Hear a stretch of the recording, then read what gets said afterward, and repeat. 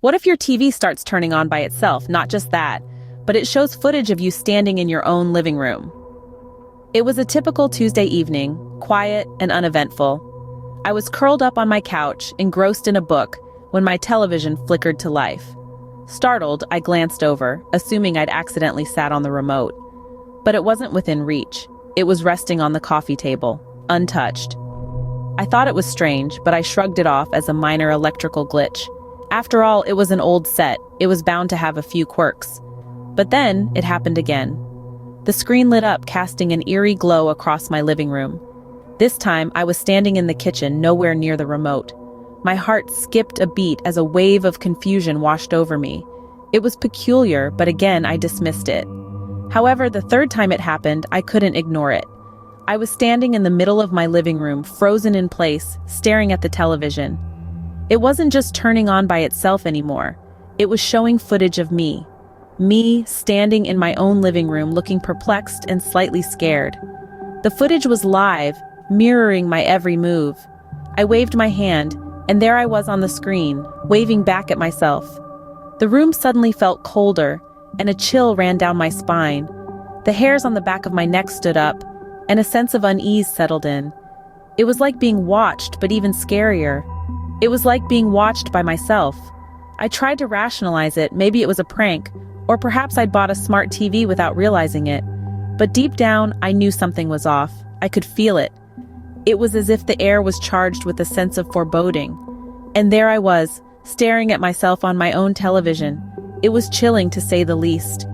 The phenomenon didn't stop at that. It kept happening over and over again. Each day, the frequency of these bizarre incidents seemed to increase. It was as if my TV had developed a mind of its own. It would turn on spontaneously, and each time it would show the same eerie footage of me standing in my living room. As the days turned into weeks, my initial annoyance turned into something far more unsettling, a deep-seated fear. I could feel it creeping up on me, a phantom dread that seemed to grow exponentially with each recurrence of the strange phenomenon. Every flicker of the TV screen, every sudden burst of static sent chills down my spine. Sleep became a distant memory. My nights were filled with a restless unease, the silence broken only by the sudden hum of the television. It was like living in a perpetual state of fear, the kind that gnaws at your sanity, the kind that makes you question reality. With each passing day, my home, once a sanctuary, felt more and more like a haunted house. I was trapped in a cycle of fear and confusion, a prisoner in my own home. The paranoia was suffocating. It was as if I was constantly being watched, studied, analyzed. But fear wasn't the only emotion wrestling within me. There was also an undeniable curiosity, an insatiable need to understand, to find a logical explanation for the inexplicable. I scoured the internet for answers, reaching out to tech forums, paranormal websites, anyone who might have experienced something similar. But my searches came up empty. There were no answers, only more questions. I tried unplugging the television, moving it to a different room, even covering it with a blanket, but nothing worked. The TV would always find a way to turn on, always showing that same footage of me. The fear was growing, and so was my curiosity. Something was not right, and I was determined to find out what it was. I decided to investigate, to dig deeper into this unusual occurrence. There was a certain chill in the air, a sense of unease that made the hairs on the back of my neck stand on end. But I was determined. It was time to unravel the mystery of the self-activating television and its unsettling broadcast. First things first, I checked the television. The screen, once a source of entertainment, now felt like an eerie portal. I examined every inch of it, from the power button to the port connections. I even dusted off the old user manual, scouring its pages for any hint of a malfunction or hidden feature. But the TV was as ordinary as ever, its circuits and wires unassuming. Next, I turned my attention to the cables. Were they tampered with? Could there be an external device feeding this footage? I traced each cord, each connection, meticulously checking for any anomalies. However, the cables were as they should be. The footage was my next focus. Could it be a prank? Or perhaps an elaborate hoax? I watched it over and over, scrutinizing every frame. The footage was mundane, showing me in my living room, but its existence was far from normal. Yet I couldn't find any signs of editing or manipulation. It was as real as the couch I was sitting on. Lastly, I inspected the security system. Could it be a glitch or a hack? I dove into the system's logs, checked the settings, even contacted the service provider. But everything checked out. The system was working perfectly, with no signs of unauthorized access. The investigation was exhaustive, and the more I searched, the more elusive the answers became. The suspense was palpable, the mystery deepening with each passing minute. It was like trying to catch smoke with bare hands. Despite my efforts, I found nothing out of the ordinary. The mystery remained unsolved. And then, one day, it all became clear. A day like any other, I was standing in my living room, the television flickering with the ethereal glow of my own image. I took a step back, then 2 steps forward, but the me on the screen didn't mirror my actions. It dawned on me then, like the first light breaking through the dawn, that the footage was not live. It was recorded, a replay of my past actions, my past self. A wave of relief washed over me, like a summer rain after a long, parched spell. The chill of fear that had been my constant companion began to thaw.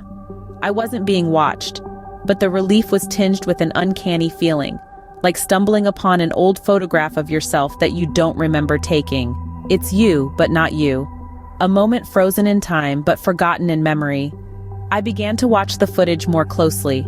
There I was, in my everyday life, oblivious to the silent observer that was my television. The mundane and the extraordinary, the quiet moments and the loud ones, all captured and replayed for an audience of one. I saw myself laugh, cry, dance, and fall. I saw my triumphs and my failures. I saw my life, my past, reflected back at me. The television had become my mirror, showing me not as I am, but as I was. It was like watching a ghost, a specter of my past self, trapped in the glass and circuits of my television. A haunting reminder that time moves forward, but our pasts remain, hidden in the corners of our lives, waiting to be rediscovered. The revelation was unsettling, disconcerting, yet oddly comforting. I was not being haunted, not in the traditional sense. My television was not a portal to another dimension, nor a tool of a malevolent force. It was a mausoleum of my past, a shrine to the person I used to be. A strange, unasked for, yet deeply intimate journey into my own history. I was watching my past self, frozen in time on my own television screen. Once the mystery was solved, things went back to normal, or so it seemed. The television, that once mischievous box of light and sound, ceased its unsolicited performances. Like a petulant child, it had finally decided to obey the rules, no longer flickering into life at its own whim. Its screen remained dark and silent, devoid of the eerie footage that once filled it. Life, as it does, returned to its usual ebb and flow. The sun rose, the sun set. The world outside continued to spin, oblivious to the strange occurrences that had taken place within the confines of my living room. Yet, a sense of normalcy, no matter how comforting, does not always erase the memory of the abnormal. The television, now tamed, stood as a constant reminder of the inexplicable events that had transpired. It was as if a shadow had been cast, a lingering chill that could not be dispelled by the warmth of daylight. The questions, those stubborn, persistent questions, refused to be silenced. How did it happen? Why did it happen? And most importantly, why me? Each unanswered question felt like a pebble in my shoe, a constant nagging discomfort that could not be ignored. And then there was the footage, the image of myself standing motionless in the living room. It was a sight that had been burned into my memory, an unwanted souvenir from a journey I never wished to embark upon. It was a reminder that the line between reality and the inexplicable is often thinner than we think. In the end, the television stopped its strange antics. The nights were once again filled with the comforting sounds of silence, broken only by the occasional creak and groan of the house settling into sleep. Yet the echo of those eerie nights remained, etched into the silence. The TV no longer turned on by itself, but the memory of those eerie nights still haunts me. After all, some mysteries are better left unsolved. Y'all, we're wrapping up here, but don't you go anywhere just yet. Show some love, hit that like button. Fancy more content like this? Go on, subscribe and let that bell icon ring so you won't miss a beat. Thanks for tuning in, and remember, sharing is caring. Until next time, stay tuned.